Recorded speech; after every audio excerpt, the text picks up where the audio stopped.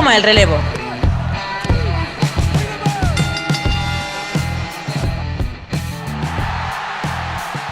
Bienvenidos un día más a Hot Tag, yo soy Santiago Tomás y en la Wrestling Live de hoy vamos a hablar de un luchador olvidado por su época, tuvo una corta presencia en el mainstream, al final está 4 tramos en WWF, un tramo en WCW, pero que es una de esas historias positivas. ¿Por qué? Porque la historia de Kamala antes de llegar al wrestling, la historia del gigante ugandés, es tremenda y es muy triste. Recordad que podéis suscribiros, darle a la campanita y seguirnos en Twitter, en @HotTagYT, repito, @HotTagYT. Y es que cuando hablamos de Kamala, del gigante ugandés, de que es un personaje que actualmente no podría funcionar, lo cual estoy de acuerdo, es un personaje absolutamente desastroso porque es un big man, es negro, decimos que no habla, le pintamos la cara y decimos que es ugandés. Sí es un personaje estereotípico, sí es un personaje racista, pero es un personaje que evidentemente es producto de su tiempo. Los 80, los 90, es cierto que es un poco de los últimos personajes de este estilo, pero es el personaje de Monster Hill totalmente caracterizado como es que es extranjero, por tanto es malo. Es decir, podríamos decir que hasta un Maga es un poco la versión moderna de Kamala en ese sentido, Maga samoano, Kamala ugandés, pero a lo que vamos es que su historia es una historia positiva. ¿Por qué? Porque evidentemente mucha gente se queda en este debate, en el de si es racista o no, pero la carrera y la vida de esta persona, la que está detrás del personaje, fue mucho más gracias al wrestling. Sobre todo porque James Arthur Harris es una persona que seguramente no hubiera tenido ninguna oportunidad en la vida si nos vamos a la realidad. ¿Por qué? Porque si nos vamos a lo que pasa antes del mundo del wrestling, James Arthur Harris nace el 28 de mayo de 1950 en Senatobia, Mississippi. Estamos hablando de nacer en 1950 en Mississippi. ¿Qué implica eso? Que cuando él era un adolescente estamos en mitad de los problemas raciales, de los conflictos en Estados Unidos, de si los negros tienen que tener derechos, de si no, del fin de la segregación, es decir, una época muy turbulenta. En un sur además muy turbulento. Hay que recordar que esta época es cuando el Ku Klux Klan vuelve a estar activo y con agresividad. Pero, si esto ya es un problema de por sí, todo se acrecenta si su padre fallece a los 4 años debido a que le disparan durante un juego de dados. Su padre tenía una tienda. La muerte de su padre provoca que se hunda por completo la familia. Obligan a que empiece a trabajar desde joven. ¿Y cómo trabaja? Recogiendo algodón. Sí, esto suena a broma, esto suena a que estoy haciendo una broma sobre el esclavismo, pero no. Literalmente sus primeros años de vida los pasa recogiendo algodón, sus primeros años de vida. Cuando está ya en el colegio para conseguir dinero para su familia, posteriormente, en 9º grado del instituto, lo deja. ¿Y por qué lo deja? Pues porque se da una vida que no es buena. ¿A qué me refiero con una vida que no es buena? Básicamente se dedica a robar. Robos de poca estofa, eso sí, pero robos. Y el propio James Arthur Harris comenta que la policía le hizo una pequeña recomendación. Básicamente que se marchara de la zona. Evidentemente, cuando James Harris lo cuenta, no es como lo entenderíamos ahora. Es decir, ahora mismo la policía te dice que te marches pues para evitar más delitos. En los 60, si te dicen que te marches y eres un delincuente juvenil negro en Mississippi, lo que te están diciendo es que o te piras o a lo mejor no sobrevives. Así que decidió irse a Florida. En Florida se dedicaría a recoger fruta y a conducir camiones. Es decir, una vez más, trabajos de la zona baja. Y finalmente se acaba marchando al norte. Se acaba marchando a Michigan. En Michigan conoce a Bobo Brasil, conoce también a Tiny Hampton y entre ambos le entrena a ser wrestler. Irónicamente, y a pesar de que este contacto con el wrestling lo hace en el norte, su inicio y su carrera se basará principalmente en el sur. Debuta como Sugar Bear Harris, tendrá varios nombres, con el nombre de Bear Harris. Es llevado por Percy Pringle en un primer momento, Percy Pringle que en aquel momento era Paul Bearer, y tienen personajes muy simples, muy lógicos, muy normalitos durante los primeros años de carrera, hasta que llega The Mississippi Mauler. ¿Qué es The Mississippi Mauler? Pues básicamente es alguien que se basa en que es una bestia física, son 2 metros y casi 130 kilos, y que por tanto intimida mucho. The Mississippi Mauler es alguien que va y destruye a sus oponentes. Hace tour por Reino Unido, hace varios tours, y finalmente es Jerry Jarrett y Jerry Lawler quien deciden, oye, este chico tiene futuro. ¿Y cómo va a tener futuro este chico? Pues con un papel que es un poco absurdo o raro, pero que es por el que todos le conocemos, y es que debuta como Kimala. Tom, es Kamala, no, es Kimala. En un primer momento era Kimala. Básicamente, la storyline que hay detrás es un porro, pero vamos a intentar explicarlo un poco. Para aquellos que no sepáis mucho de historia africana, entiendo que es mucha gente, durante los 70 hubo un personaje en Uganda llamado el General Amin, que fue el presidente del país, o el dictador del país, como queráis llamarlo. Este señor era un poco especial. ¿A qué me refiero con especial? A que estaba colgado, pero colgado de formas insospechadas. La lió en bastantes veces intentando apoyar, por ejemplo, a grupos terroristas cuando secuestraron un vuelo. No tenía muy claras sus alianzas. Era más británico que nadie y luego pasó a ser prácticamente más ugandés que Uganda. Básicamente, considerando que Uganda era una especie de selva donde era el rey. Todo muy loco. Amin se lo carga. Pero había sido noticia durante estos últimos 10 años. ¿Cuál es la decisión que toman con Kimala? Básicamente es que Kimala será uno de sus guardaespaldas que estaba desaparecido y le pusieron el personaje de, pusieron de manager a J.J. Dillon y debutó en CWA. ¿Qué haría? Ganar el título mundial a Gales.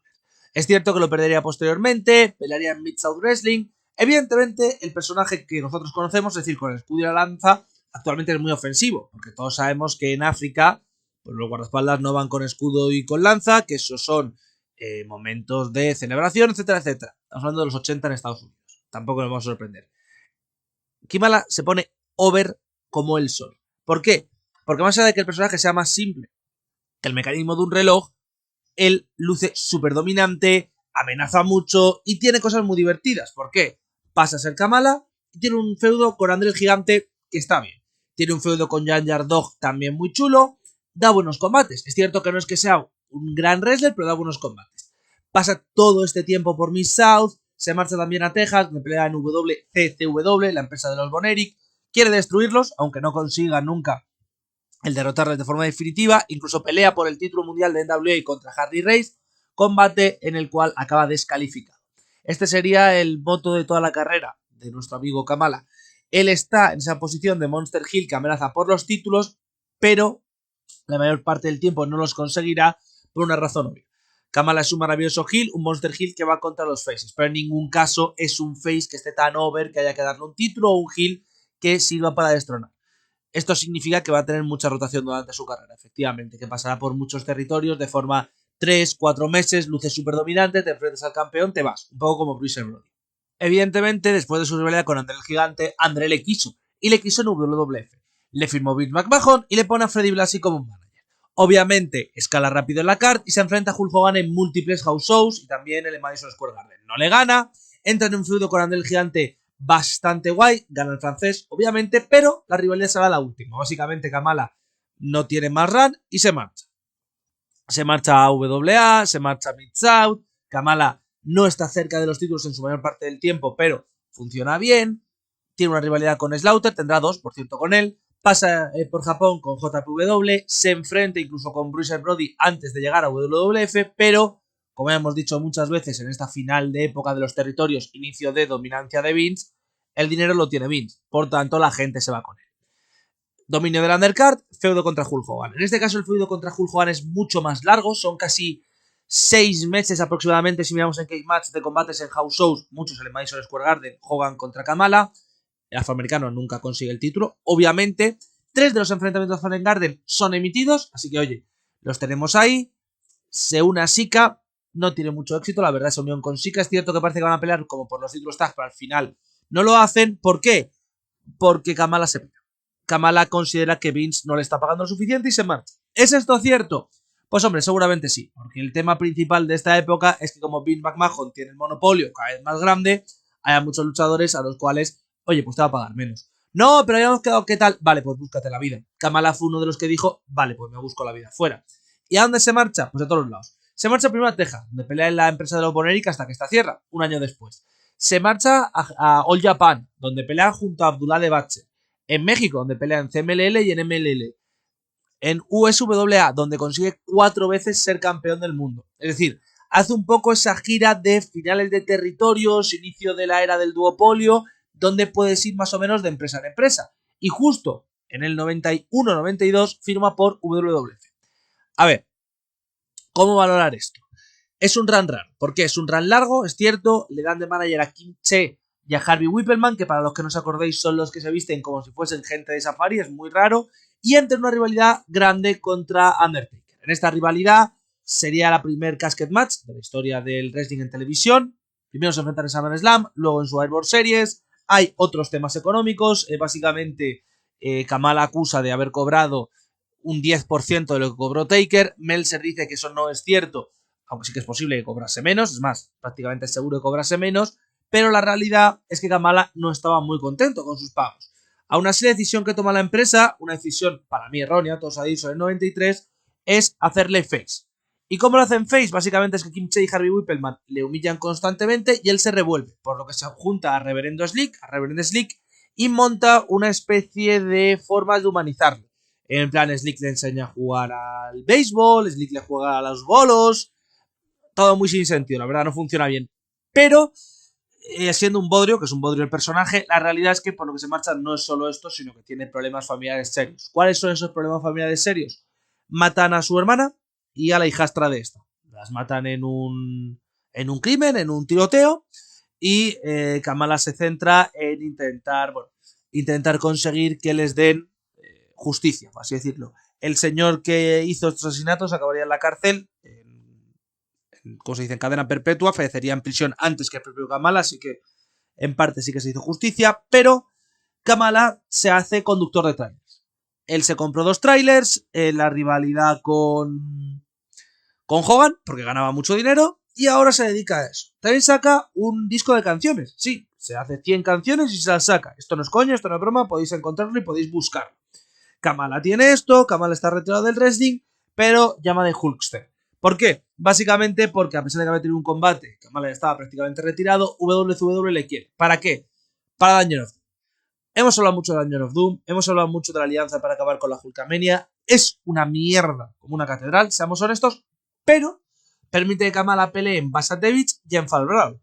Permite que pelee contra gente como Dagan y en Fall Brawl, bueno, es un equipo terrible con gente como Zodiac frente a Luger, Sting, Hogan, etcétera, etcétera. Es decir, no tiene sentido. Pero en 1996, después de un último combate en USWA, se retira de forma definitiva.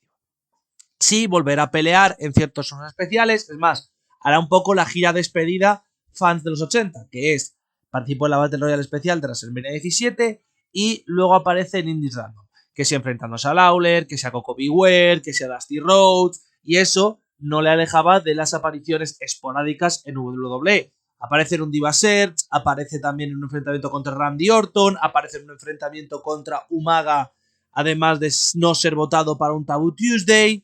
Tras ello de esto, llega a pelear contra Bryan Danielson por el título de Ring of Honor en un show de NWA, donde evidentemente no iba a ganar, y su última aparición mainstream es en 2008.